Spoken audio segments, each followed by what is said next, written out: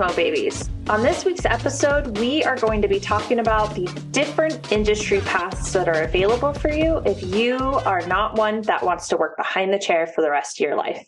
I am your host, Annie MacArthur. This week I have two co-hosts with me. I have Russell Mays and Aaron Gray. Woohoo! Hello, hello. I'm here. So we're talking about other options when you graduate beauty school. Yeah. Yeah. So what does a cosmetologist or a barber degree or an esthetician or a nail? Do we ever talk about? I don't even know anything about nails. I guess you could be nail tech to the stars. Absolutely. Nail techs are big. So many. I mean, they're big in this industry. Who are killing it. Annie and I have gone, that was like one little thing we used to do when we would go to LA is we would treat ourselves to these like insane sets of nails. And I was like, holy shit, like we're paying a car payment to like have these nails for 2 weeks, but they were fancy. And have you seen the ones that look like crystal meth rocks on a nail? God. I think what you mean, Russell, is the snow globe nails, perhaps? Maybe. I think that's what Russell meant. No, it looks like crystalline rock candy, like angular. Did you ever see Superman and the Fortress of Solitude where those crystals came out of the ground and made his fortress? Yes. That kind of looked like that. I don't know. I watched Rainbow Bright, so I don't have a lot of... We're already off on a tangent here. Oh, Lordy. All right. So I graduate beauty school or barber school. Yeah.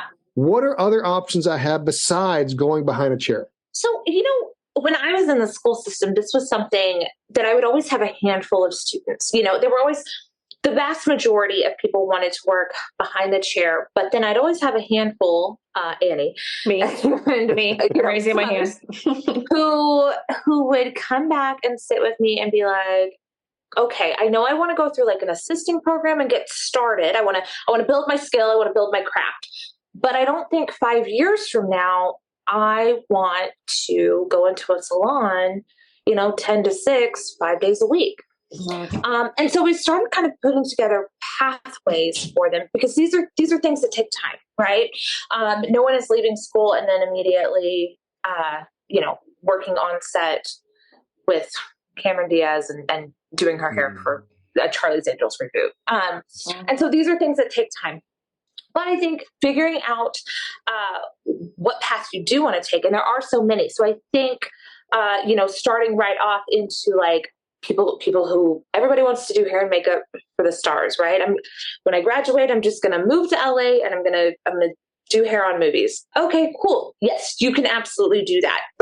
So here's the path for it. So I think within the entertainment industry, there's definitely working on set, doing commercial session work. So we have a friend, this is going to age me. We have a friend who used to really make his livelihood from doing the Mervyn's ads, the one that came out every week and it'd be like the girl in her jeans, and he did all of the hair and the makeup for all of the imagery that went into those. And for Forever 21. So you can do hair and makeup for those photo shoots. You can do it on set with celebrities.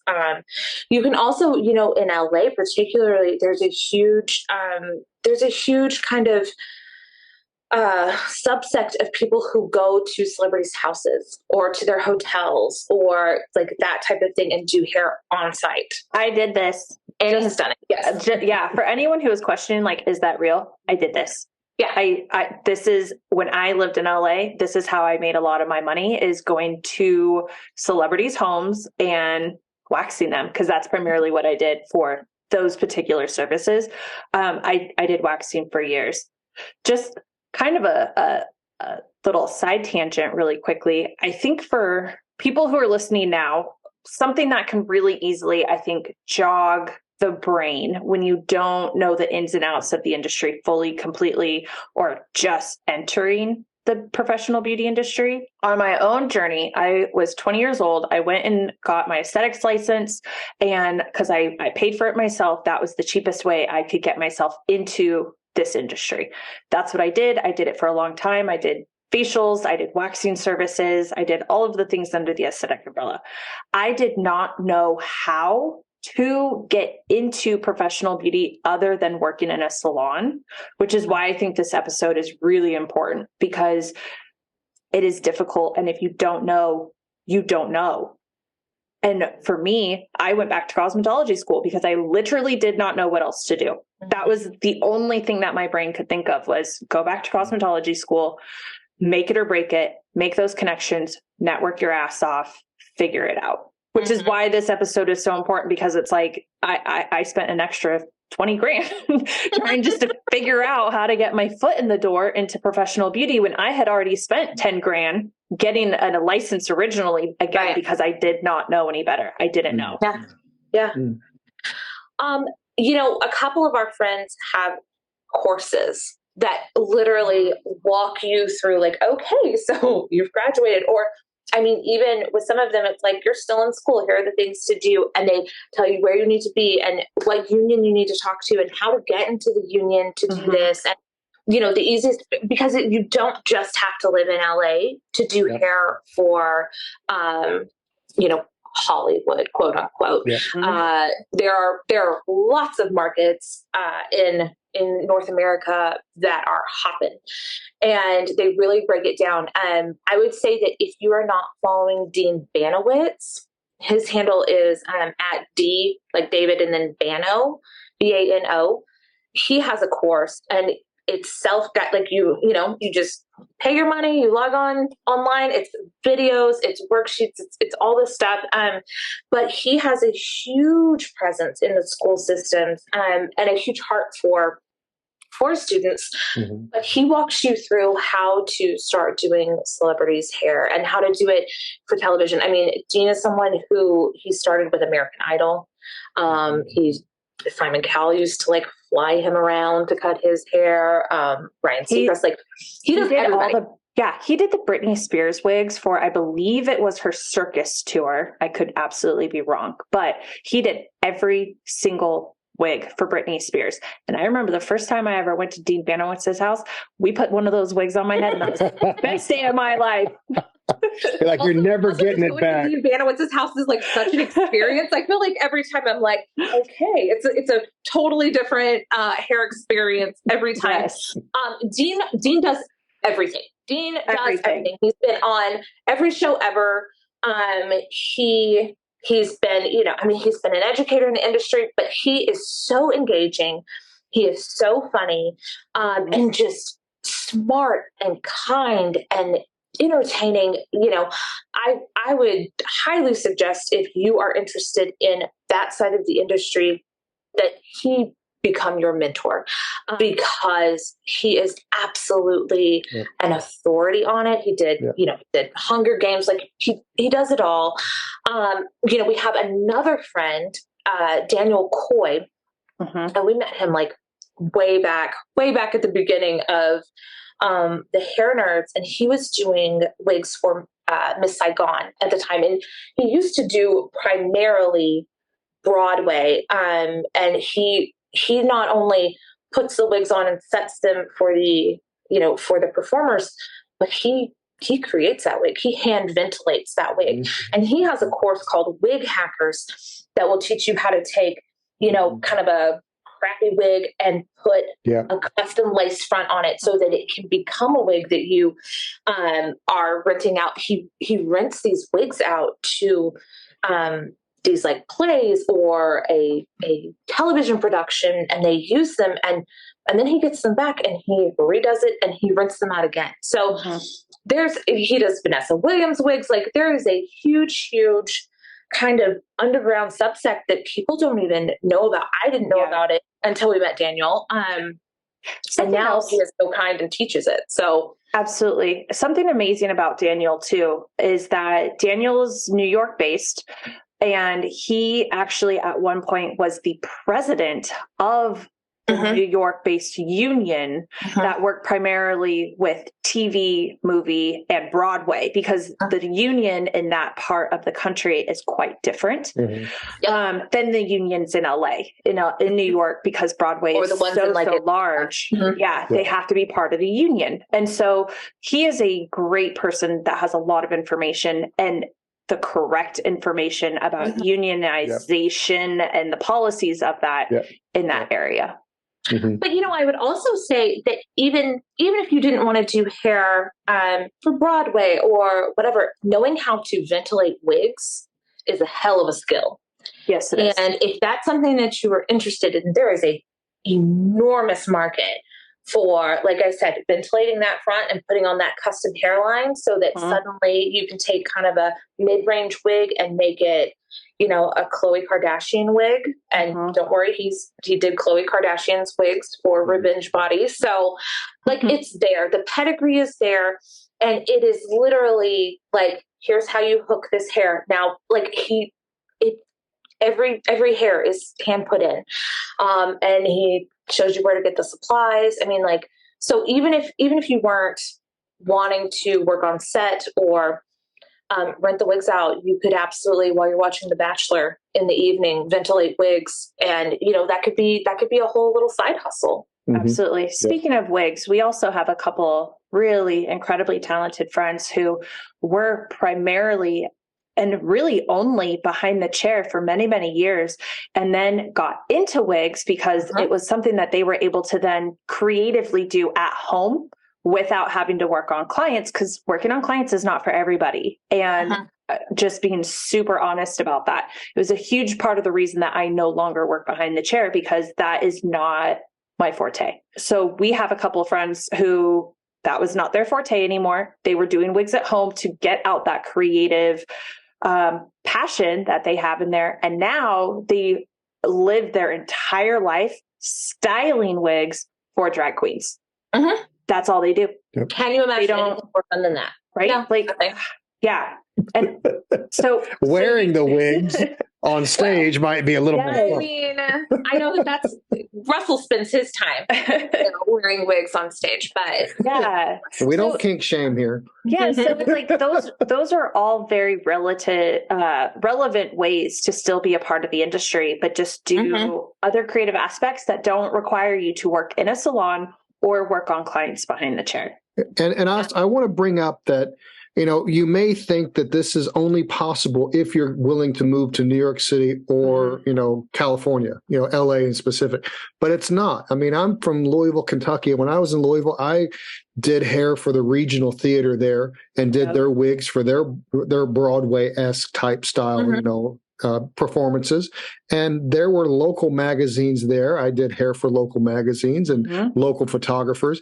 And so you don't have to be in a big market. Louisville is not a big market, but everything that we're talking about was available there. The fashion shows may not have Christy Turlington there. You get the local version. Yeah. Well, and you're right. And Russell, when we think about celebrities, right? And going to their home, I would even say, these local politicians' wives, basketball wives for your local basketball team, and even the basketball players.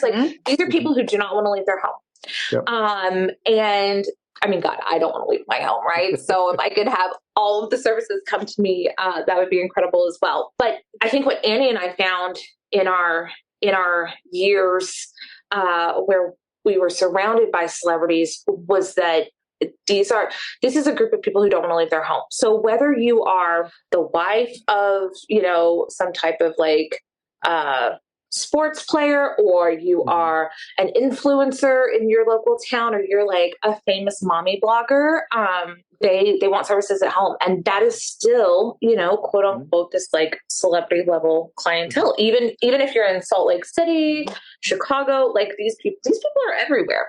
These people are everywhere. Yeah. And there's a premium to pay when you are servicing someone at their home. Yeah. People might be listening to this too and be like, okay, they're talking about kitchen hair. This sounds really illegal. Am I going to lose my license? The nice thing about where the industry is headed today, and no part of me is, go ahead and just, illegally do services or anything like that. That is not what we're promoting right now. That's more me.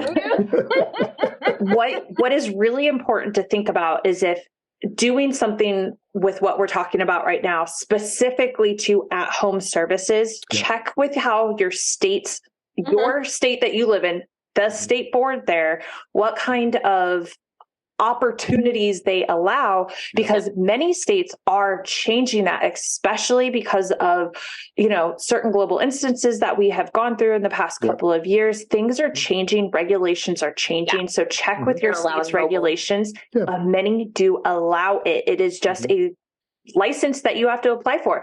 Costs a couple of bucks. Protect yourself, protect your license, make sure that you are still being a professional, but these things are absolutely allowed. Just do the research. I think a lot of it, because you've already got your license, that covers a lot of it. There may be some, additional licensing you have to have, but other than that, business license, But other than that, I think your license pretty much covers it, because there's, and that's just a fee. Yeah. It's just a fee. Yeah. So another thing that you can do, other than being in the fashion and entertainment business, is you could go teach beauty school.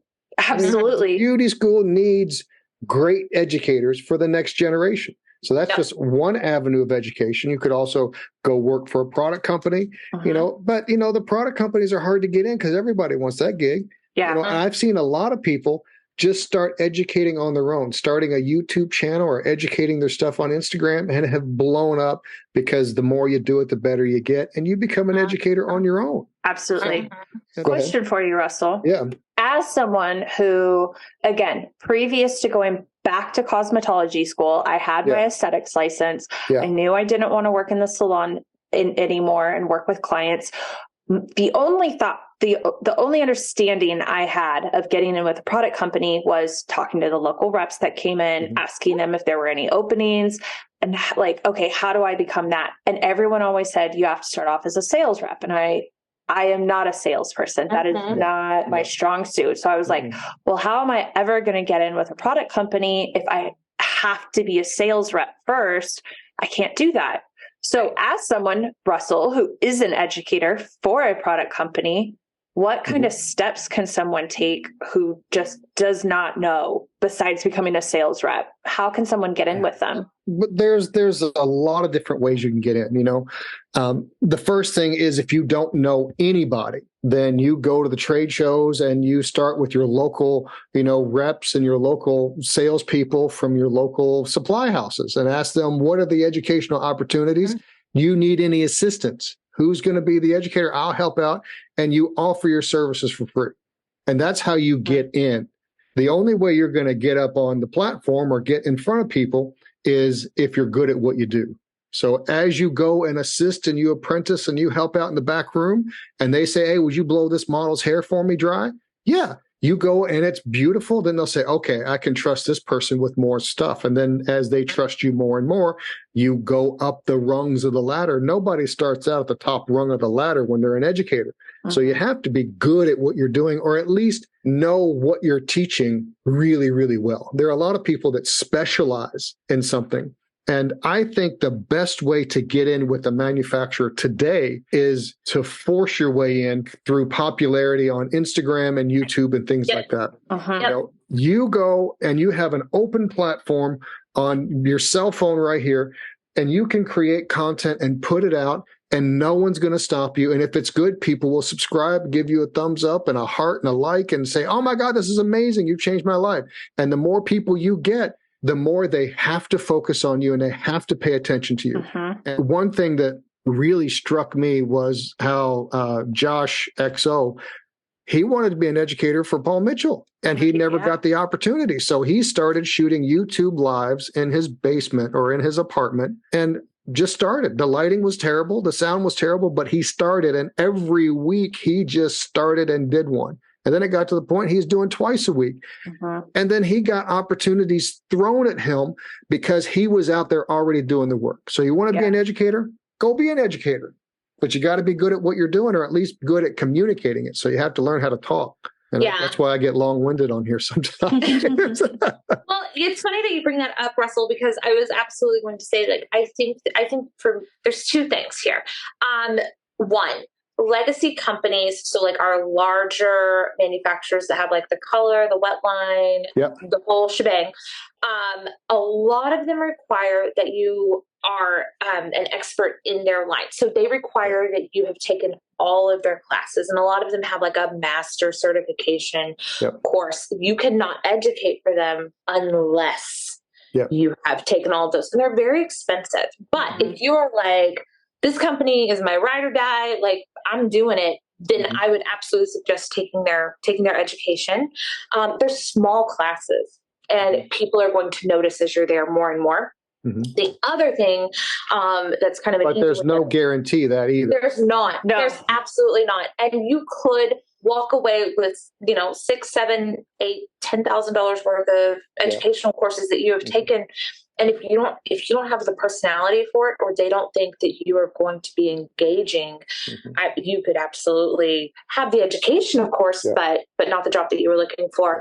I also think that coming in as a social ambassador is a really easy way to tiptoe your way into the deep end with a company, because you can have as little as like 5,000 followers on Instagram. But I would say the content has to be really, really engaging. Companies are struggling to get user-generated content. And so that means that, if I'm a new stylist and I'm talking about Wella all the time on my Instagram, now Wella Education's looking at it. And if I have great content, they're posting it to their thing. And as that does really well, there are opportunities to be, a color line ambassador or whatever. So find your shtick, find what's going to make you really engaging. We have friends who are doing this, and, they were great at TikTok dances, and they do TikTok dances with their clients. And while it's not super educational, they're an ambassador now, and they are giving tips and tricks on, these product lines. And so I think that there can be a different journey for everybody, especially with social. Utilize, dear God, if you do nothing else, utilize social media, because if you are waiting for someone to call you up the day you graduate and be like, friend, we're so excited, we've been waiting, here's the salary, and we have a little pink Cadillac for you, and we're just thrilled. Let's go. You are going to be real sad. So but I think you're right, Russell. I think you have to be so great and so bright that they can't afford to ignore you. And you just have to force your way in. No one's stopping you. Just go and do it. You want it, do it. But that's the same thing with the entire industry. It's so self-starting and self-motivating that whatever you want is there for the taking if you're willing to go take it. Absolutely. And it's not going to be a one step. It's 1,000 steps every day to get to where you want to go. I kind of want to bring in, because as I'm thinking about it, the three of us currently on this podcast are working currently in different avenues of professional beauty that do not require us to stand behind the chair all day. And I kind of would like to focus a little bit on these, because we've definitely gone over some of those bigger umbrella ideas of working on movies and TV and Broadway and those kind of things, working with your local community photographers, local celebrities, things like that. Also getting in with product companies as educators or sales reps, or those kind of traditional standard ideas of outside professional beauty from standing behind the chair. The three of us currently on this podcast, I think, have very interesting positions and stories. And this might be a great time to get to know the three of us a little bit better, because with Russell in particular, Russell does work behind the chair. Russell is the only one of the three of us on this podcast currently who does take clients right now behind the chair. Russell used to be a salon owner. Full-time. He works full-time. He used to own a salon, sold the salon, still works behind the chair. But, tell us a little bit more about the other things that you do that do not require you to stand behind the chair. I do some, I work for Feather Razor, doing some educational content for Jatai and their importer for United States and Canada. I do that. I do 2 videos a month for them. I do this fabulous podcast here, and I also do, local haircutting classes and local, seminars on how to become better at what you do technically. And then I'm working on, a product line. So those are things that I'm working on. And I've worked on developing product lines before in the past, with my old mentor back in New York. When I got into the industry, I wanted to do everything. I wanted to try it all. So I've done the Broadway. I've done fashion shows. I've done photo shoots with, famous people. And I've done, what else have I done? I did movies. I did television. I tried to do it all. The product line, the education, I didn't do sales where I went salon to salon, but I was one of the educators that would go salon to salon and do haircutting seminars and hairstyling seminars and things like that. So I've tried to do it all. And I like it all. My foundation is working behind the chair. Part of my philosophy is if I'm going to go and teach someone how to be better at doing hair and I don't work behind the chair, it's a little bit of a hollow, I'm an expert. It doesn't have any kind of reality or any kind of credibility to it. How am I going to go teach someone how to do this job that I don't actually do myself? So for someone to teach you how to be a salon owner and run a successful salon that's never owned a salon, I don't know. Maybe they tell you everything that someone else who's actually run a salon told them, but credibility is always big for me. So right. I always try to stay engaged, and I like working behind the chair. What else have I done, Annie? I don't know. You know this better than me. You were my mentor. You still are. Oh, you're too kind. But you have, beyond just educating, you have been a personal mentor to many hairdressers, not just myself. Yeah. But every year, I was always wanting to get back to the industry. So once a year before COVID hit, I would always do 6 to 8 week training for any apprentice. Anybody who was an apprentice in a salon or any new stylist within the first 5 years, I would do an entire training course that was 6 to 8 weeks long every Monday for free. Just commit to showing up. And I'll help you, because not everybody had the opportunities that I have to have such great mentors and educators. So it's a way for me to pay back. So I would do that every year, and help these people. And I still get, calls from time to time, people asking me, what should I do in this situation? So that was I just give my opinion. Oh, yes. When I was working behind the chair, I would literally step away from a client and I'd call Russell and be like, I don't know what to do. Because I was not fortunate enough to find the path that I wanted, which was to be an assistant and to work in a salon and be able to be surrounded by a team. And I am so thankful that I was able to find Russell at a hair show. My first one that I ever went to as a student was when I met Russell. And, and it's it is Russell truly is an amazing mentor, because I would call him when I was stuck, because I was not in a salon that was able to help me. Yeah, I had to help myself, and that came in the form of Russell Mays. So thank you. That happens a lot, actually. That happens. You're welcome. That happens a lot, though.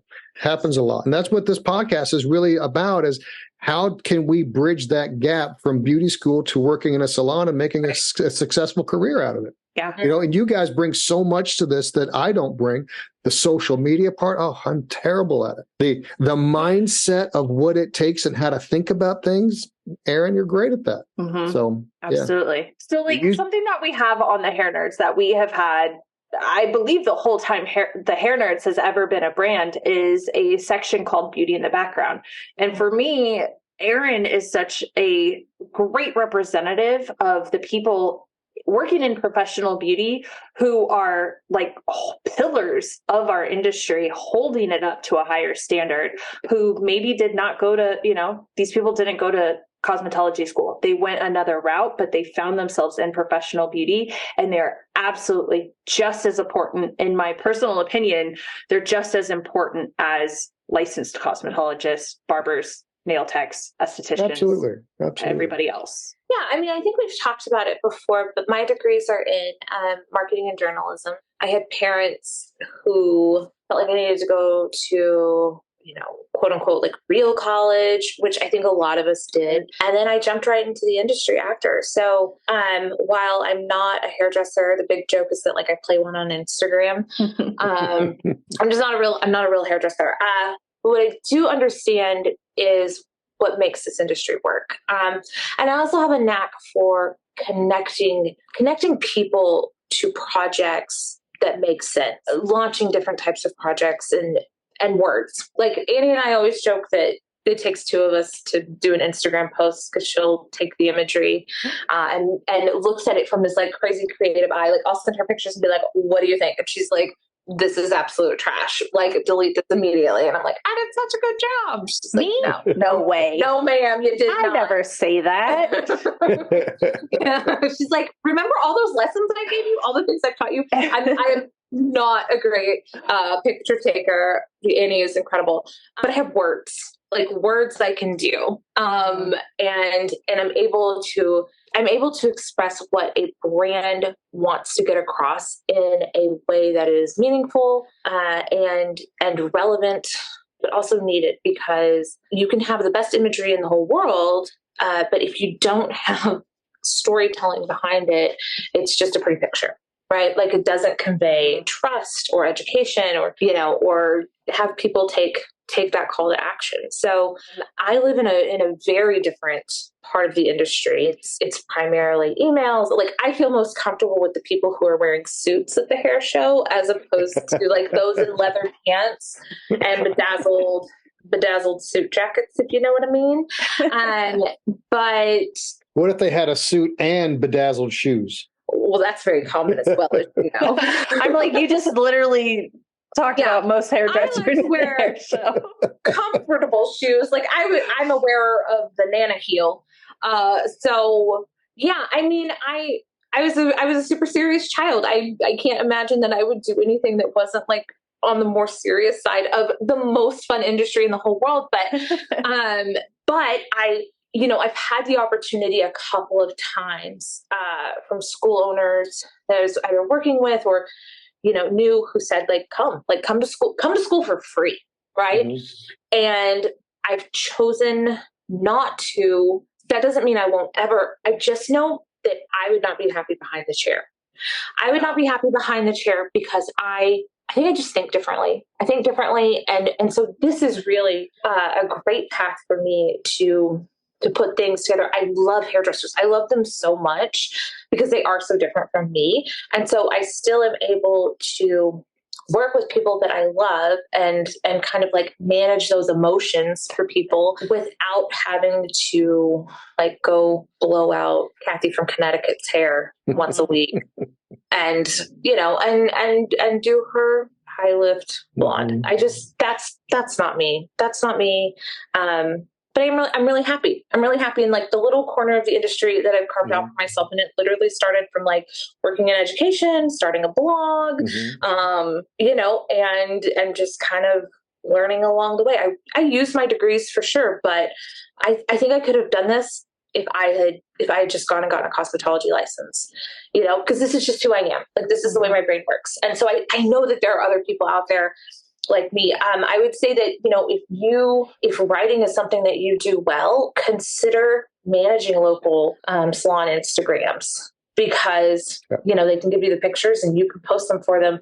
You have one of the things that I have thought about, going back to school because I have a basic understanding of, all of the foundational haircuts and how colors and things work. But I think having Annie, who, when I have a question about something, she's like, oh yeah, like this is over direction and whatever, it helps me convey those experiences in a more meaningful way on Instagram to people. Yeah. And just because I know Erin is not the type of person that will ever toot her own horn, something that I have always found like really fascinating, again, coming from someone who had a perspective of like, I didn't know what I didn't know. So I didn't know how to get into the part of industry I wanted to work. Erin went to a 4-year traditional school. She got her journalism and marketing degree. She came back home to where she, went off to college, came back home. Where'd she go get a job? In a salon. Uh-huh. Where did she end up? Working reception at a salon. So proud. So it's like if this is the industry that you want to work with, go get a job in a salon. Yeah. Go work reception. Go work front desk. Some states allow non-licensed people to do shampoos. Go get that job. Go get your foot in the door into the salon industry, even if working behind the chair is not your way. Because what Erin did was go work in a salon, made some friends at the local school, and then went and worked in a cosmetology school, different areas. She moved and worked somewhere else, but got a job eventually in a cosmetology school, worked her way up, and then had to move again because of life, went and got a job in another cosmetology school, took all of the opportunities that were given, took all of the education that was given, took all of the different, learn as much as she could about professional beauty, the ins and outs of it beyond just the salon, the local salon and the local school, and went to the bigger picture of it and saw that there was so much more available. What'd she do? Bought a domain, started a blog. That's easy. Yep. Because she wanted more, because she wanted to be a part of this industry. She did what she knew and it blew up and it became huge and it became relevant. And that's how we are sitting here talking with everybody today, because she wanted more and she wanted to be a part of this industry. Well, now we need to talk about you, Miss Annie. Yep. And what you're so fabulous at. I have a very interesting career story, I feel like. Because I've done everything. You want to talk about someone who's done everything in this industry? I'm pointing at myself right now. That's good, though. I have done like every job imaginable, it feels like. You kind of got to try everything to know what you like. Absolutely. You know? And I didn't know. Again, like I have said it a million times already, but it's like we don't know what we don't know until someone lets us know what we don't know. Yeah. And I think that's so important, especially in professional beauty. I think we have to come from that mindset a lot of, you know, Cosmo babies coming in and all of the new wave of future professionals that come out all the time. We have to remind ourselves, like, they don't know what they don't know until we tell them. And for me, I think where I'm at currently in my career is I kind of use that as a big piece to remind myself and to give back to professional beauty, because I think it's really easy to forget that people don't know things and we expect them to know more than they do. And so I like to remind myself to make sure that I slow down, let people know, because they don't know, so they can be better in the future. I started off as an esthetician. It was cheap. I was paying for it myself. I wanted to be a hairdresser. That's what I wanted, but I couldn't afford it at the time in my life that I was doing it. So I did what I could. And I got into aesthetic school. I went through that as quickly as possible. I showed up every single day. I was there 100% because I wanted a career. I worked in a salon for many, many years, doing facials and waxing and traditional aesthetic services. But I was always like alone in the aesthetics room by myself. I worked in a salon that was in two stories. So I was upstairs kind of by myself, chilling in the room with my clients, you know, vibing, doing our thing.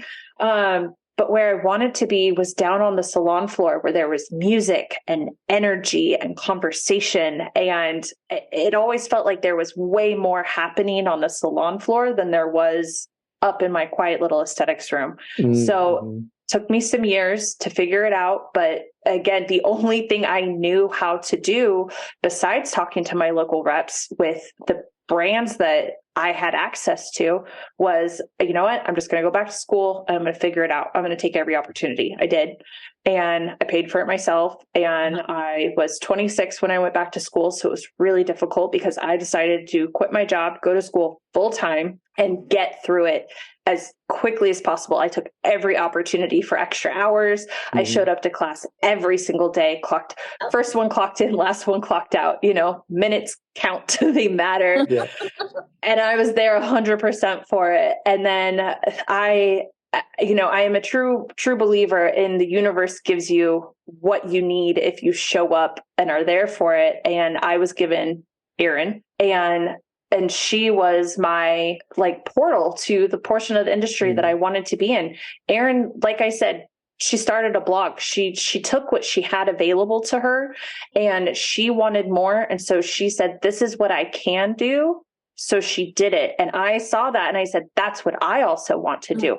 How did you do that? And how can I be a part of it? Because this is what I want. And I am so grateful that Erin was able to see something in me and see my passion and commitment to the industry and take me under her wing and say, cool, I have opportunities. I'm going to give them to you. You're going to work for them. And I did. And it was not easy because I was working full time in a salon behind the chair, hating it, but knew I needed to do it to make myself better and be able to kind of like, yes, I did work behind the chair. Here is what I was able to take from that, and I worked behind the chair for years before I stopped.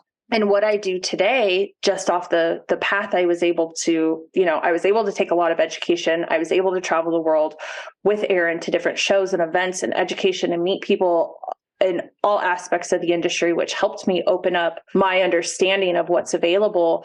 And the funny thing is I ended right back up in a salon, but I don't have to work behind the chair, which is what I love. And so I currently am a social media coordinator as well as our assistant program director. And what that means is that I have taken years of experience and I have built a curriculum for our assistants because I knew what I wanted out of an assistant program that I was not able to get or find. And I have been able to build it into something that other people have access to. And I get to work with students and new professionals 3 days a week in the salon. And I get to make sure that I help show them the path in the industry to what their specific goals and needs are and make sure that they get the proper foundation to build upon for the industry. And I get to utilize my know-how of social media for our salon to help build the assistant program and the stylists that are there to support their goals and dreams, which at the end of the day makes me really happy that I get to support professional beauty, which is what I wanted from the very beginning of my career. I'll say this about Annie as well. When she was first coming out of school and the hair nerds were still pretty new, she would go to the salon and she would work, and then 6 or 7 o'clock she would get off and she would come to my house and we would work on this stuff until 2 and 3 in the morning. And we did that every day. And then it would be like, okay, I'm leaving the salon at 5 on Saturday, and we would get in the car and we would drive to Vegas through the night and then go straight to like Beacon and Naha. I think that when doors were closed to us, we beat them down. Yes. And that is because this like what we do now was so important. And it was what we wanted to do. And so we just had to find a way. And now, it's easy to look back on and be like, okay, well, it was a lot of hard work. It's taken us a decade.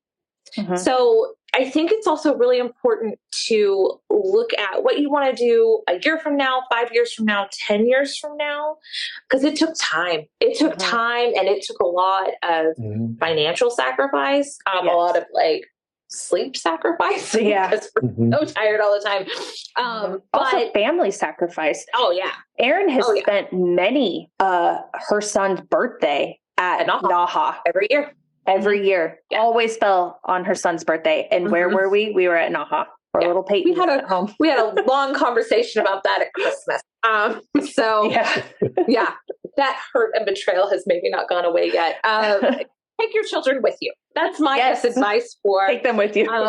Things like that. I know, like now as we're going to Tokyo, we're doing all of these things. I'm like, cool. I have a senior in high school, and I'm like, how can we incorporate her into this? Because apparently your children will never forgive you. Note that.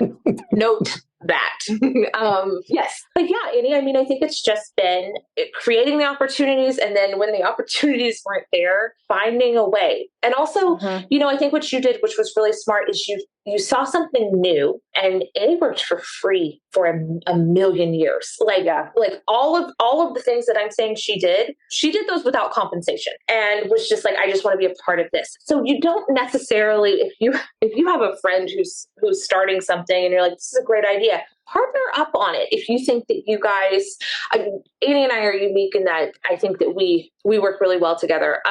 And that's maybe not for everybody, but I think, partnering up on things, there's power in numbers, and it's a lot easier to divide and conquer than it is to have two people starting a blog, about the same damn thing. So how can you use your friends? How can you connect?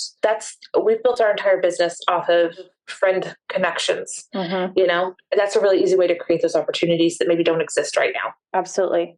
Because and what we're talking about right now, like, I don't just work in a salon a couple days a week. I work in a salon a couple days a week because that is my opportunity to take my experience and know-how and put my money where my mouth is. Right. Because we also not only is this podcast something we do, we have the Scissor and Moth Social courses available online that we built and run. And we also have in-person classes where we go into salons and support their staff and business owners to help create a better social marketing opportunities for them. Business. We have a full-time consulting business that we work with like all types of different clients. We work with educators, education companies. We work with product companies. We work with nonprofit companies. We work with celebrity hairdressers. We work with celebrities who are celebrities in the professional beauty industry. We have worked with heiresses. We have worked with, like,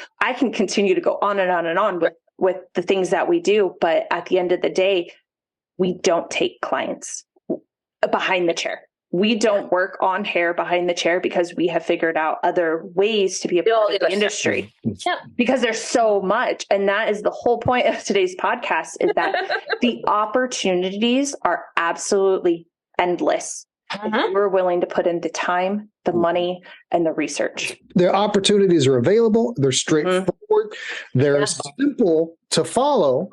But it requires a lot of freaking moxie to go out and do that every day and to continue it for years and years and years and years and years until you get what you want. Well, I think that brings us to the end of yet another fabulous, glorious podcast. And I would like to thank my co-host, Miss Annie MacArthur. Thanks. And Miss Erin Gray. Hello, hello. So please give us a thumbs up, a rating on Instagram, not Instagram, shit. Please, Instagram. I hate Instagram. So good at social. Oh, I'm so good. So good at it. Please leave us a review on Apple iTunes and Spotify, and let us know what you'd like to hear in the future. And we will see you guys next time. Thank you so much. Thanks. Bye.